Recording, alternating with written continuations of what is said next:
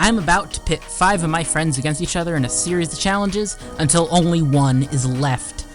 Unfortunately, I lost the audio for the first session, but it's still worth watching because chaos breaks loose before the first challenge even starts.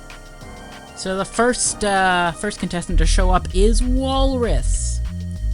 And now we just wait for everyone else to show up, but in the meantime, Walrus is looking in the shulker boxes because, hey, there is treasure hidden around the competition, and Walrus knows that. But then Pie shows up, and now there's 2 people here, and now you have to be a little more sneaky about looking for diamonds, unless you don't care if people know you find diamonds. So yeah, they're just kind of looking around the spawn platform over here, and and then Mocha shows up. And that means these are the only 3 players who showed up on time. So, then we start looking for substitutes to fill in for the other 2 players, and we just kind of wait a while for people to show up, looking for anyone who can show up in their place, and then I accidentally punch Pie off the edge. That's not great. That is not great. Not a good look. I didn't even know my range was that long, nor was I intending to hit the mouse, but, we're just kind of searching for substitutes, and then Mocha just falls off as well, because, why not? Codex shows up. Codex is not an official contestant. He's, filling in for Bot, who you'll meet later, and, Codex is very, very willing to push the boundaries of what is and isn't allowed, except, I actually intended for people to break the glass, but Codex was the first to try, and Codex finds 20 diamonds, which means Bot gets 20 diamonds. So yeah, and then everyone's just trying to break the glass because, hey, maybe there are more diamonds. There aren't. That's the only shulker box that had diamonds, and Mocha's not happy about Codex breaking the glass. But since the glass has been broken, why not break the rest of the spawn platform? That's basically what happens now. And yeah, so they basically destroy my hard work for a little while, and we were still waiting for Eek to show up. And we did find a substitute for Eek, and then Eek managed to get here anyway. And he joins in the middle of complete chaos. So yeah. And Codex replaces that sign, and so then Walrus is digging around on this block, and there is actually a shulker box behind it. That wasn't the intended way to find that shulker box, but it contains a special helmet, which is renamed to a clue to find an advantage. It says to look around the auction area, and then Codex breaks a tree, and I wish I had seen this because the leaves just disappear instantly, and that is foreshadowing because I accidentally left random tick speed on 1000, which causes server issues. But now it's time for this spawn tour, and I show them the mystery house, which they're not allowed to enter yet. And then the tiebreaker game, which we'll actually get to in this episode. I didn't know how many ties we would have in the season, but we had one in the first episode, which is interesting. If there isn't a built-in tiebreaker for a challenge, this is where we break the tie. And, now we go down here to the elimination ceremony platform, where someone, when someone loses all their lives, they are eliminated from the game in an elimination ceremony. And, Pie was so close to some diamonds. If you look here, Pie is so close to just in that green shulker box, but no, Pie does not find them. That is a shame. And then we go to the auction area where they will spend their diamonds to bid on advantages in challenges. Now, everyone starts the season with 64 diamonds. Bot has 84 right now because Codex, Bot's replacement, Bot's substitute, found 20 diamonds. Now, here is the team picking room, which we will get to in this episode. You're not allowed to break any blocks in the courtyard or inside the team picking room. And then we go into the locker room, where everyone picks a locker. Some of the lockers have goodies, and they were told this, and Eek tries to line up with the drain, but no, does not, no one actually picks any lockers that have goodies in them, unfortunately. But, then we go to the challenge buttons, and it's time to start the first challenge. What's that challenge gonna be? It's gonna be Ender Pearl Golf. And, Just wait for someone to press the button to teleport to Ender Pearl Golf.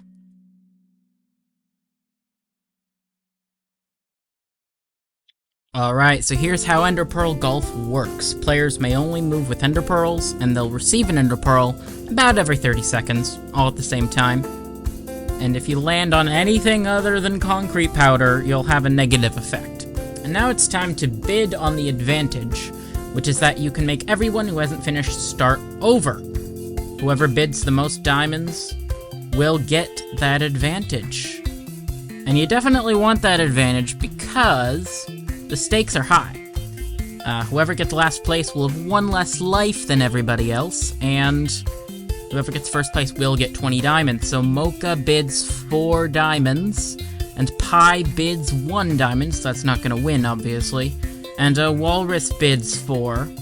And so we actually have a tie between Mocha and Walrus. Only one of them can get the advantage. And so we go over to the tiebreaker challenge. I put a Nautilus shell in one of the donkey's inventories, and whoever gets the shell gets the advantage. And the same donkey also happens to have 20 diamonds hidden in its inventory, so Walrus grabs the shell and then accidentally gets off the donkey, or like gets off without comprehending the diamonds, and so Mocha actually gets 20 diamonds, but Walrus gets the advantage. So now it's time for everyone to grab their materials for this challenge, and Walrus falls off the platform because that's just something that's happening a bunch today. But yeah, so now it's time for throwing Ender Pearls and to make it as far across the course as you can. And there's a bit of lag because of the whole thing where random tick speed is at 1,000 instead of what it's supposed to be, which is 3. And Eek lands in too deep water and drowns on the first shot, so he's a little behind. And yeah. Early on, it looks like kind of Pi and Walrus and Mocha and Codex, they're all kind of around the same spot right now in the first few shots. Mocha barely lands on the fairway and therefore doesn't have to shoot with the nausea effect. And yeah, you just keep throwing the Ender Pearls every time you get one. And Mocha actually, I believe, sees the shulker box but can't walk to it because you're not allowed to walk during this challenge. So yeah, that shulker box has 20 diamonds, and Eek is behind everybody else, but still in it for now. And Mocha lands in a hole, which is really unfortunate. That's gonna put Mocha behind Pi and Walrus. So it's kind of Mocha in the middle, Eek and Codex in the back, I believe, and Pi and Walrus near the front, and Mocha now lands in water while getting out of the hole. And here's Codex kind of behind, although actually, I think Mocha's kind of behind everybody right now. Pi in the lead, in front of everybody else. Actually, no, I think Eek's in last, Mocha second to last, Codex and Walrus around second place, and Pi in first, but oh, now Walrus is right next to Pi. He's caught up, and yeah. So Codex just behind Pi and Walrus, and Pi and Walrus pulling ahead again. Codex behind them, and Eek way behind everybody else. In fact, often during this challenge, Eek wasn't even in my render distance, so I don't have footage of his journey. But Mocha, Eek is like a full shot behind, obviously. Which I guess makes sense given the drowning on shot number 1. But, yeah, and now Codex is looking at the map because I told them to aim for make their way toward the purple-green, but I believe Codex is actually colorblind, so that was not helpful. And so, yeah. And here we have Walrus and Mocha, who are around second place, and Pi would be in first, but Pi lands in the bunker, which means the next shot has to be short, and then the server crashed. So, yeah, that's unfortunate, but Walrus used the advantage to reset everybody because we weren't sure where people were, so Walrus was just like, I'll just use my advantage to start over. And maybe some good karma, Walrus finds 20 diamonds. And then Bot finally shows up in the wrong skin. Bot's trying to play anonymously, so not his usual skin, and then he shows up in the right skin. And now it's time to just go to the reset challenge. So, getting back into Ender Pearl Golf, and Pi falls off the edge because that's just something that, yeah. A lot of people falling off edges today. And what's kind of funny is that Eek, drowns again for in the first shot. This time Walrus also drowns on the first shot. So that's interesting. They're both going to be playing catch-up. So, in the current situation, it's, Eek and Walrus in the back, obviously, because they drowned. Bot kind of gets stuck on a little bit of a, wall. Gonna have to shoot way over it, which is gonna be tricky. And yeah, Bot tries to just go over the wall and does, but doesn't get much distance, unfortunately. Those are signs showing the map of the hole. And Eek decides to break blocks, just in case someone else has to start over, so that they might... Eek actually told this to me after the session. Eek was breaking blocks for the purposes of making someone else technically be off course if they landed there. Of course, they're not going to land there unless they drown and have to start over. So it's kind of Pi and Mocha at the front, which is interesting. Mocha was kind of in the middle, maybe even toward the back before the restart, but definitely doing better here. And it's Pi in first. Pi is in first, pretty much dominating this competition so far as this challenge goes, and kind of Eek in the back. So yeah, Pi is ahead of everybody else, but Mocha is close by.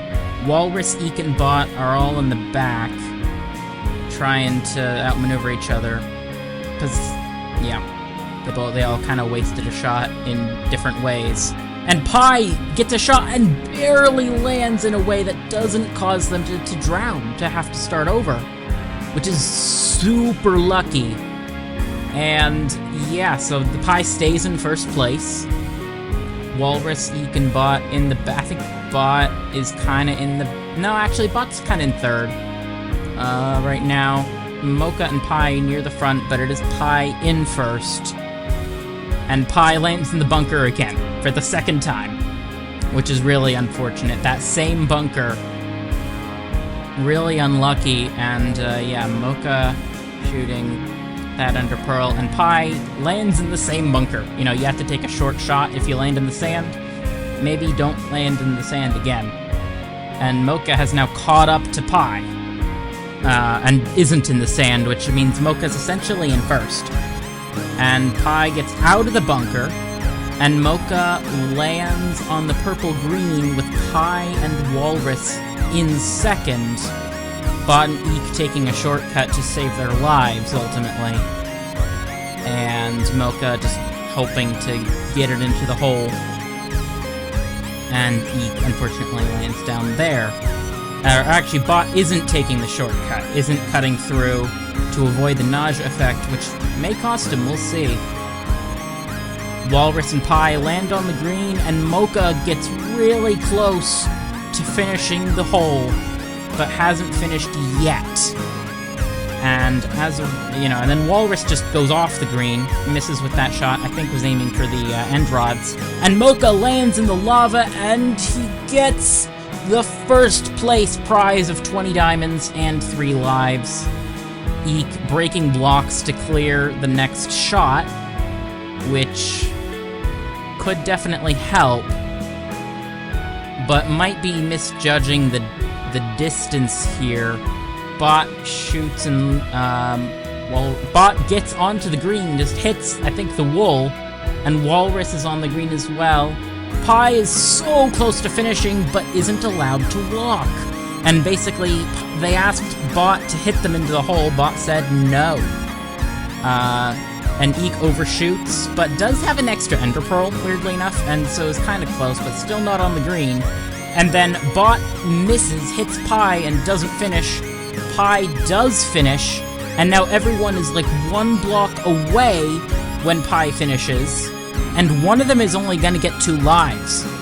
Whoever is the last one unfinished will only get 2 lives instead of 3. So maybe because of that, Eek decides to just dig in such a way that he dives to lava, which is a very I wasn't sure if that should count, but I ended up ruling in favor of him. And so Eek gets 3rd place, and Walrus lands in the lava, gets 4th place. Bot does not land in the lava. Really struggled with the short putts, and Bot is only gonna get 2 lives. Alright, here we are. It is now time to pick teams. This is going to be done via the system of crazy containers. Basically, I will hide 2 white wool and 2 black wool in the room, and there are a bunch of trap chests in the room that cause all sorts of crazy stuff. Sound effects, teleportation, status effects, lots of stuff. Lots of weird stuff. Spawning mobs, as well, is another thing that can happen. So basically, I will hide 2 pieces of white wool and 2 pieces of black wool. Whoever gets wool, if you get a piece of wool, you join that team. Whoever does not get a wool will not join a team until after the first team challenge. They will join whichever team loses the first team challenge, and they will join them before the elimination challenge. So you're guaranteed in danger if you don't get a wool. Now, they're not allowed to break blocks. Eek decided, I didn't hear anything about placing blocks, and so everyone just enters the room because I didn't think of that loophole. Now, game-breaking loopholes are not allowed, and I should have just disqualified them, or at least, made them go back in the pit. And yeah, I kind of let it slide. I shouldn't have, because game-breaking loopholes are not allowed, even if clever strategies are. But everyone's looking for wool. Everyone's looking for wool. And yeah. Now, the 2 people who get white wool will be on the white goldfish, and the 2 people who get black wool will be on the black geckos. And I did tell them to leave, and Eek was like, no, I didn't break any blocks. And I was like, how could that happen? Go back. And then I was like, I let them. Then I said, okay, fine, you can just come in. Even though I was still hiding wool when I said that. Here is me still trying to find a place to hide the wool. And Eek, the only one in the room. Now Bot enters the room, and yeah, this is around the point where I said, okay, fine, you can come back. So, everyone's still looking for wool, and I'm still hiding wool. If they had just looked at me, they would probably see where I hid wool, but, yeah. Yeah, so everyone's looking for wool with utter chaos, going on. People dying to the wither effect, people getting teleported back to the start, and Bot finds a piece of white wool, which means Bot would be on the white goldfish. And everyone else still looking for wool. Pi teleports outside the room, back into the pit. Yeah. So,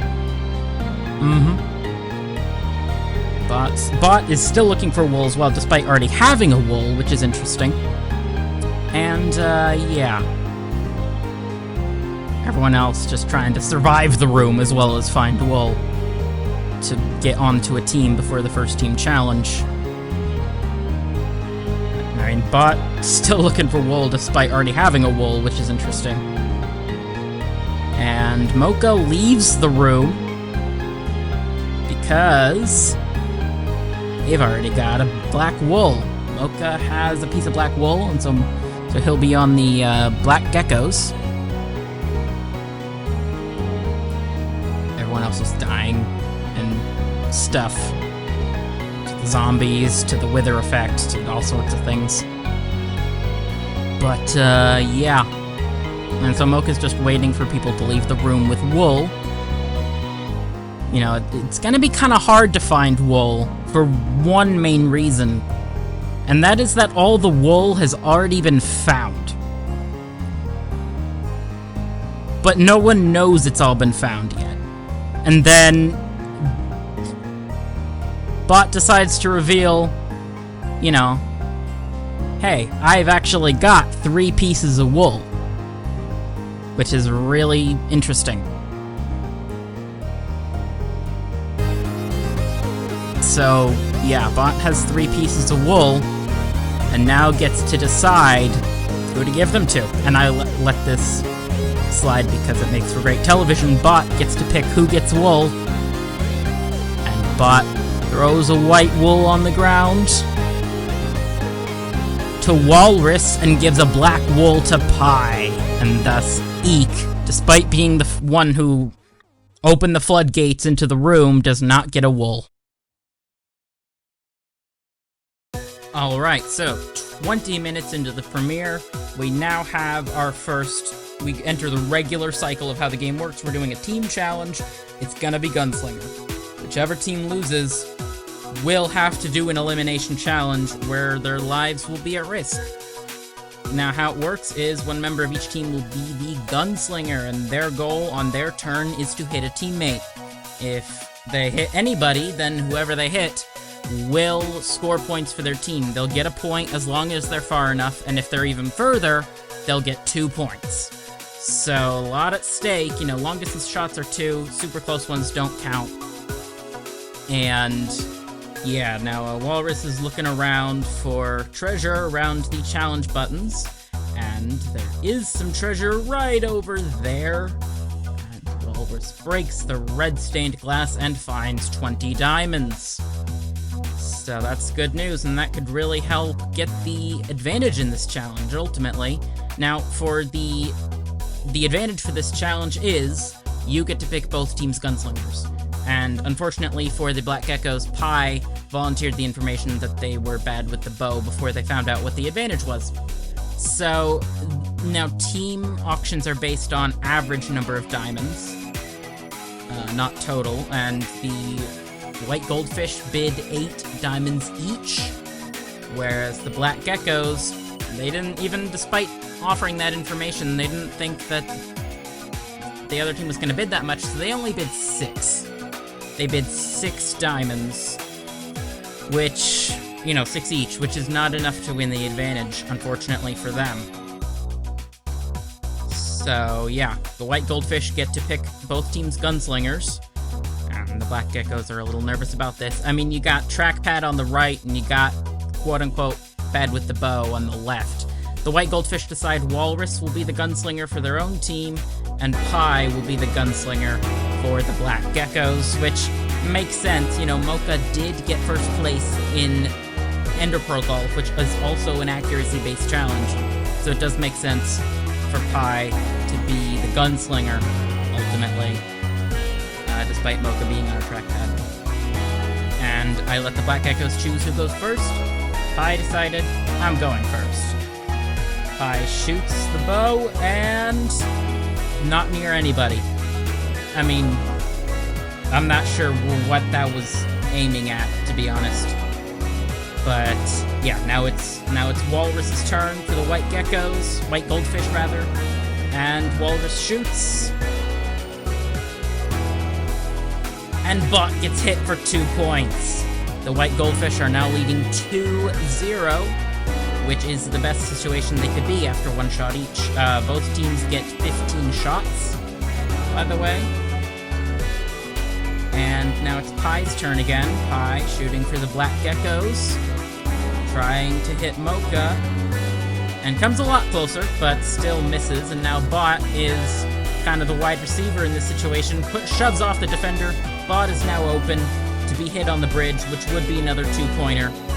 Can Walrus hit? Yes! Yes, Walrus can hit him for 4 points now. That's 2 points there, so the White Goldfish now have 4 points. They're up 4-0 after 2 shots, which is the best scenario the White Goldfish could be in, and thusly the worst scenario the Black Geckos can be in. So, after, you know, on the 3rd shot, kind of close to an interception, actually. Bot probably could have intercepted that if he knew it was coming there. Eek finds 20 diamonds, which is good for him. I mean, he's gonna be in danger today in the Elimination Challenge. We know that. So, I mean, that's unfortunate. But he did manage to find the treasure, which is the best way this challenge could have gone for him, ultimately. And so it's the White Goldfish now. It is Walrus's turn to fire another shot. This is shot number 3. And it's another hit, another 2-pointer as well. White Goldfish lead 6-0. 6-0. Again, 3 shots in, worst case scenario for the Black Geckos. Pi, getting a little frustrated, decides to just hit Walrus. Doesn't actually score points for multiple reasons. It was too close, and Walrus was a gunslinger. But they're in deep trouble. Okay, so down 6-0. The Black Geckos are in serious need of a comeback. Mocha and Bot in a stick fight here, and Bot able to push Mocha aside. I do believe it is the White Goldfish's turn, so Bot is now wide open. Eek doing a little jump here. And yeah, I do believe it is the White Goldfish Walrus's turn to fire the bow.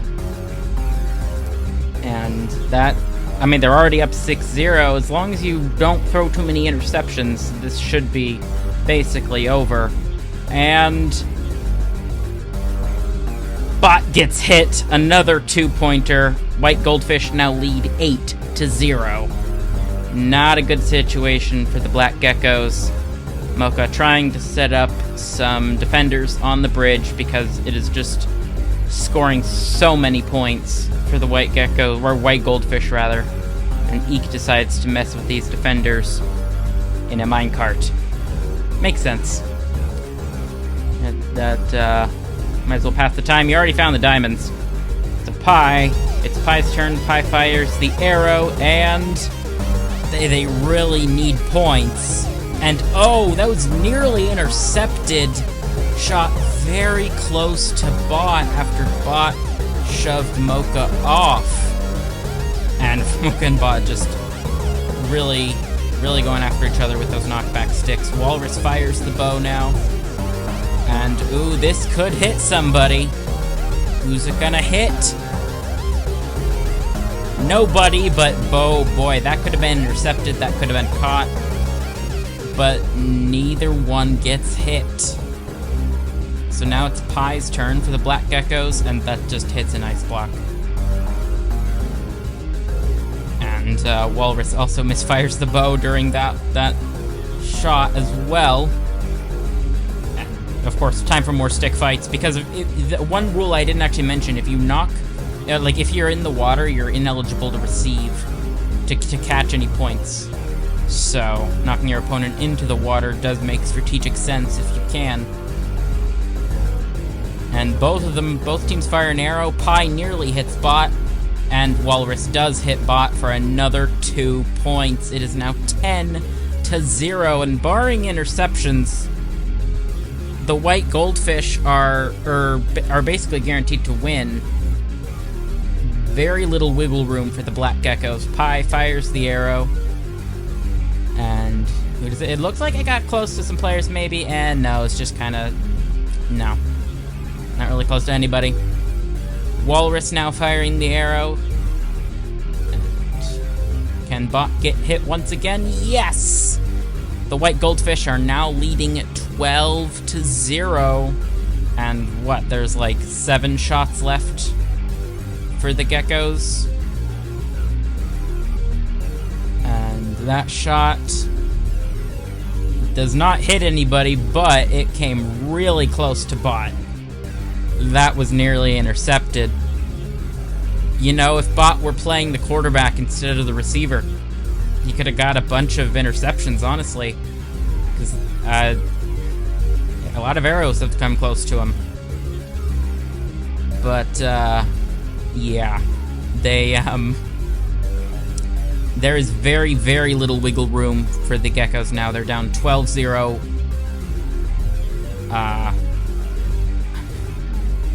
Yeah. They're down 12-0, and they only have, what, 6 or 7 shots left. It is now... Yeah, so I believe now they have 7 shots left, is my understanding. It is now 14-0 after Bot barely gets hit with another arrow. It's 14-0. I think it's 7 shots for the Geckos. If they miss one more time, barring any interceptions, it is over. Pi fires the arrow. Will it hit Mocha? No, it won't. Mocha does not get hit, and the Geckos lose this challenge, which means Eek will join the Black Geckos in the elimination challenge. and now they're just aiming at Eek for fun, you know. No one ever ends up hitting Eek, but a lot of shots came close. But the Black Geckos are going to an elimination challenge.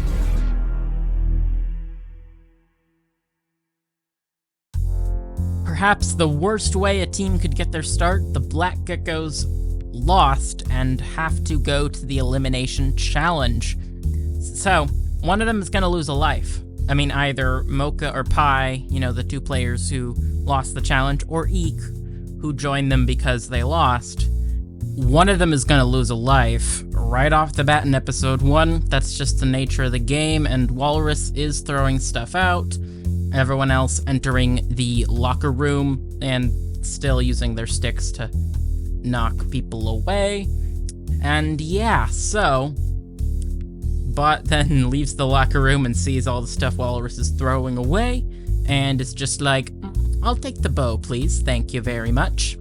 And so today's elimination challenge is Pressure Cooker. How that one is going to work, well, we'll see. But first, right when everyone spawns in, everyone goes mad. A mad dash for all the containers, looking at all the containers, trying to find the hidden diamonds, because there are diamonds hidden at every challenge.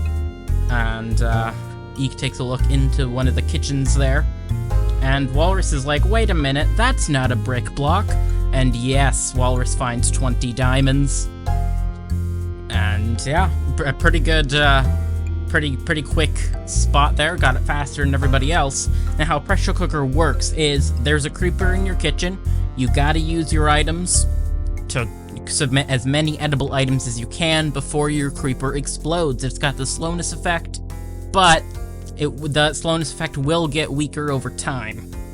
And most edible items submitted, most different edible items submitted wins.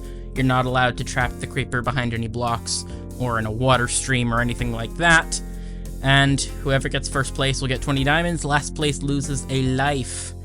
And so now it's time for the auction for the advantage in this challenge, where the advantage is a knockback 3-stick, which could really come in handy keeping the creeper at bay. And Walrus just kind of doing some hopscotch, I guess? I don't know. Everybody entering the booths, and Eek decides to bid on the advantage, decides to bid how many diamonds? Well, we'll see.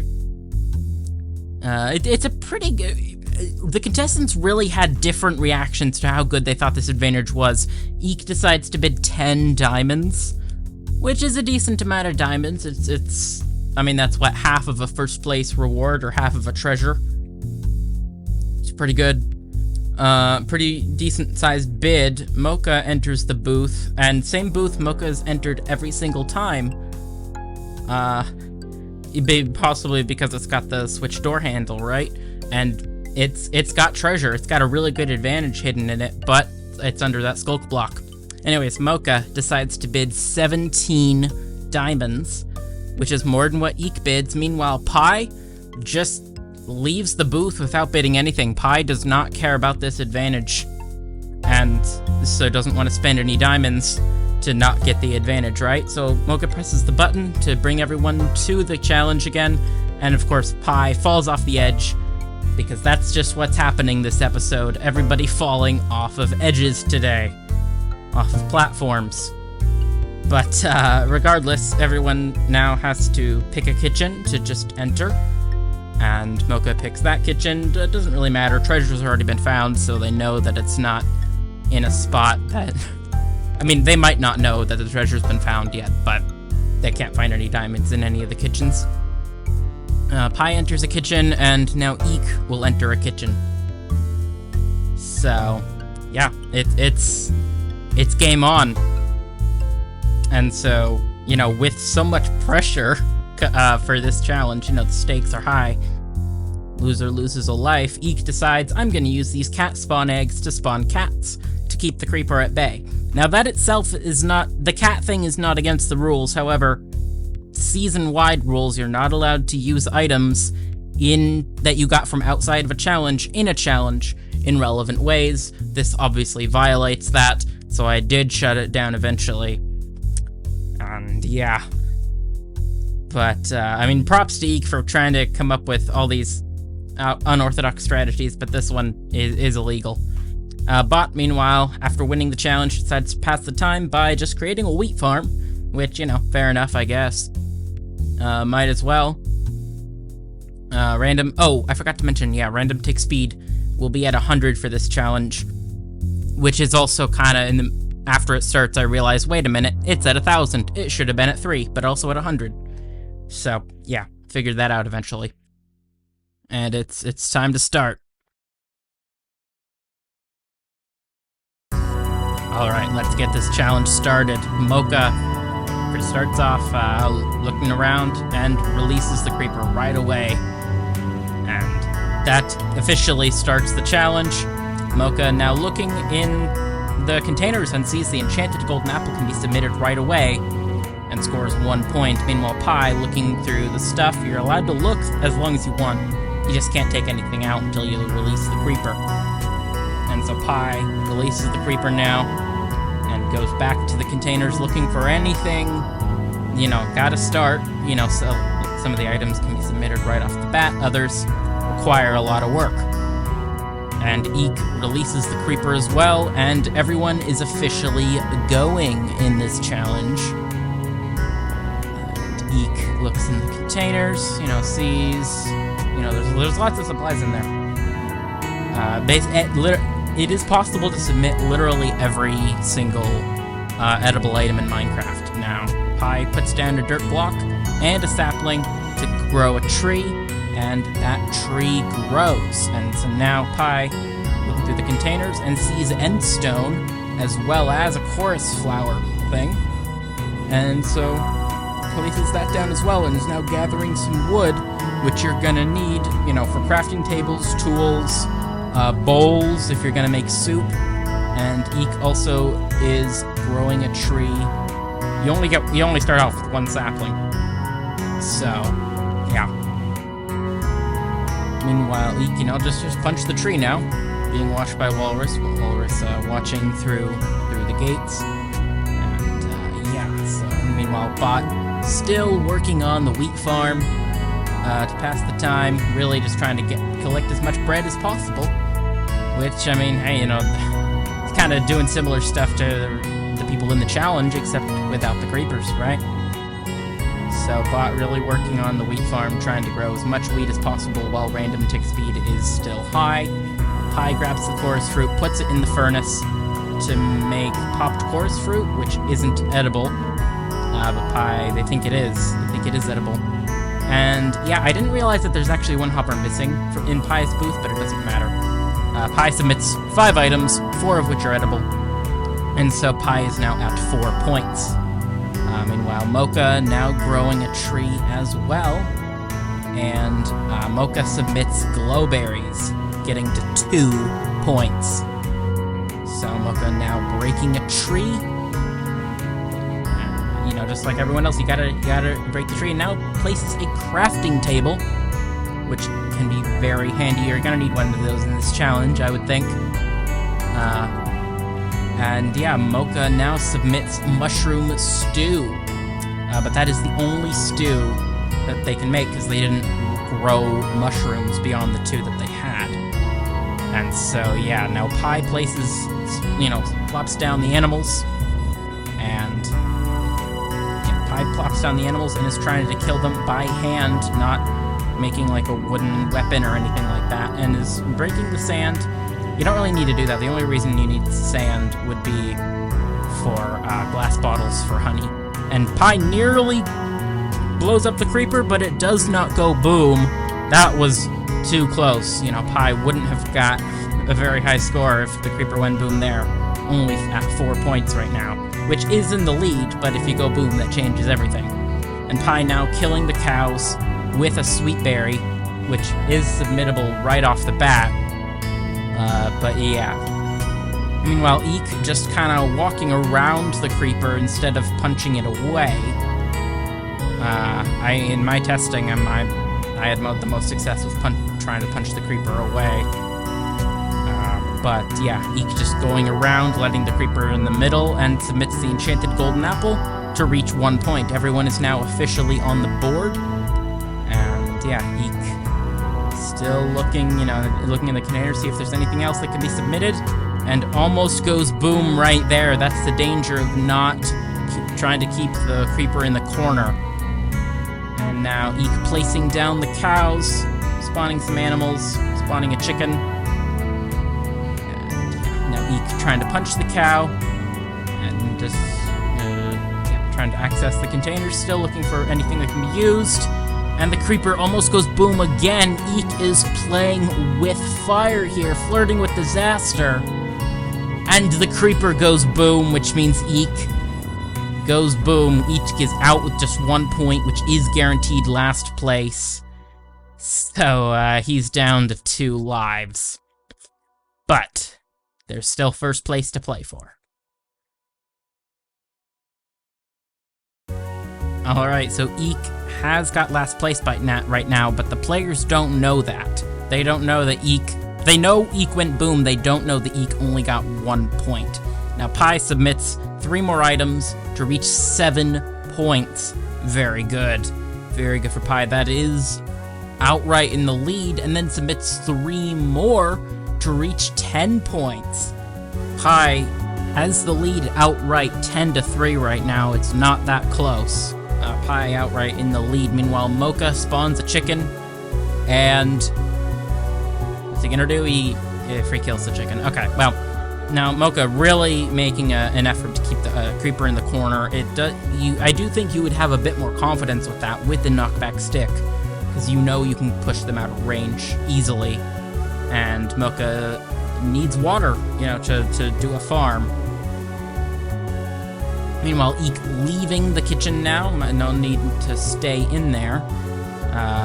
Goes over the wall, passes by Walrus, and is just going to spy on everybody else, right? And actually, what Eek tries to do, Eek tries to lure the creeper to him so that he can blow it up himself. I do believe that is a game-breaking loophole and is therefore illegal. But it didn't end up really mattering. It just kind of distracted the creeper away from Pi, if anything, right? Didn't really do much. And also, Eek, it doesn't matter for Eek as well, because Eek is guaranteed last place. I don't know if he knows that at this point yet, though. Walrus, meanwhile, just leaves. Goes to go mining. Mocha places down the ice to get some water, and now kills the pigs, and working on farming now, which is, you only get 1 dirt to farm with as well, which is something to keep in mind. I gave them the minimum amount of items, and Mocha submits 4 items, 3 of which are edible. Honeycomb is not. I supplied it to them to make beehives, to maybe make a honey bottle, but that's the hardest item to get. It's barely even possible. Pi stacks up with stone, tries to break the stone with their fist, does not get the stone. Yeah. So you get 3 stone, which you can use to make stone tools if you want. Meanwhile, I am just looking through the chests and seeing where everyone's scores are. Pi growing another tree, still being chased by the creeper. It's getting kind of close. As we can see, first-person perspective of the creeper here. Got distracted, and then, found Pi again. Behind the log, and Pi tries to get away from the creeper. Will they do it, or will the creeper explode? The creeper explodes. So Pi is 10 points, but they could still win if Mocha does not reach 10 points. That's something to keep in mind. So, yeah, Mocha, how many points does Mocha have? I think, like 3 or 4? At this point, I don't quite remember. Or no, it might be up to 7 by this point. Don't quite remember. But yeah, Mocha hits, kills the rabbit and is using the furnaces and putting more things in. Here we go. Mocha goes from 6 to 7 points with the raw rabbit there. And now just a lot of time passes with Mocha being the only one left in the challenge, trying to get enough points. Doesn't know what the target to beat is for first place or to avoid elimination. But finishes growing potatoes there, puts one of them in the furnace, and punches the creeper away, and submits both raw and baked potatoes to reach 9 points, just 1 away from tying Pi. And then the cows, kills the cows, you just gotta submit raw beef to tie it up, which is that would tie it up a 10, but of course, Mocha doesn't know that. But, yeah. Meanwhile, Mocha submits 2 more items, raw and cooked beef, which is 11 points. Mocha gets the 20 diamonds for winning first place in this challenge, profiting from the 17 spent. And now it's just, Mocha doesn't know that Free's guaranteed first place, but they're still trying to get more items. They end up getting 4 more items and getting a score of 15 before eventually the creeper does explode. There we go, yeah. Okay, so Mocha gets 15 points and wins both of the first 2 individual challenges.